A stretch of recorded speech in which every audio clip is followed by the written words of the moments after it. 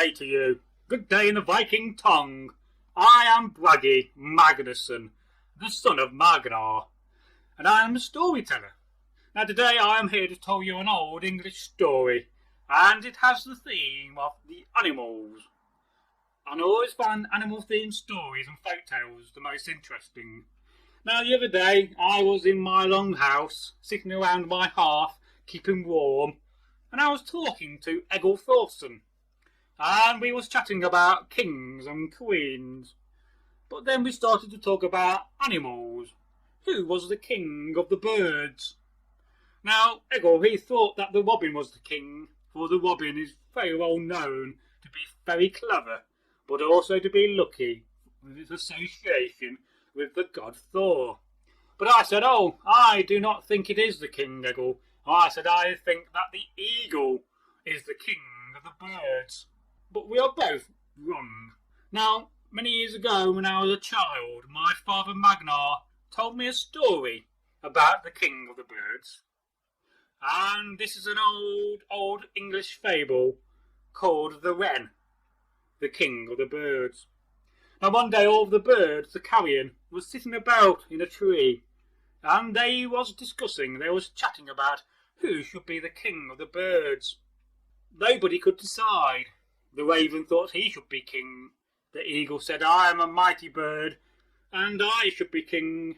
And of course the robin said I should be king. But nobody could decide, and so it was decided to have a competition to see who could fly the highest, and whoever flew the highest in the sky would be crowned the king of the birds. So first of all, the little robin flapped his little wings, and he could fly, but he could only get so high, and eventually he came back down to earth, and he failed to win, to be the king.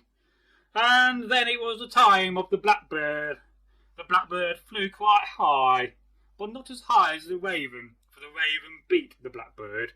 But the eagle, being the biggest bird there, he thought, well, I must have the crown. And he said, I will fly the highest. And this is what he did. He flapped his mighty wings, and he flew into the sky. And all of the birds, well, they thought that this could not be beaten. How could any bird fly that high? But then something very strange happened when the eagle was flying, for a little ball of feathers came out of the eagle's back. It was indeed the wren. And the wren, oh, he had hitchhiked, he had hidden amongst the feathers of the eagle, so that he could fly higher and higher. And this is what he did. The little wren leapt out of the eagle's back, and he flapped his wings, and he flew as high as he could, as high as the sky could go. And the eagle looked up. He said, I couldn't fly that high. The eagle was exhausted, and all the eagle could do was glide back down to earth. And eventually the little wren, too, came back down and landed in the tree. And from that day he was named the king of the birds. But the birds have always been a little bit suspicious about the way the wren run the competition. The end of this tale. Now, if you do like a good folk tale, I urge you to subscribe to this channel. We do plan to tell many over the next few years and beyond. And if you want to leave a comment, then I urge you to do so. But most of all, please share this video. So it's goodbye from me, goodbye from Bragi. Goodbye.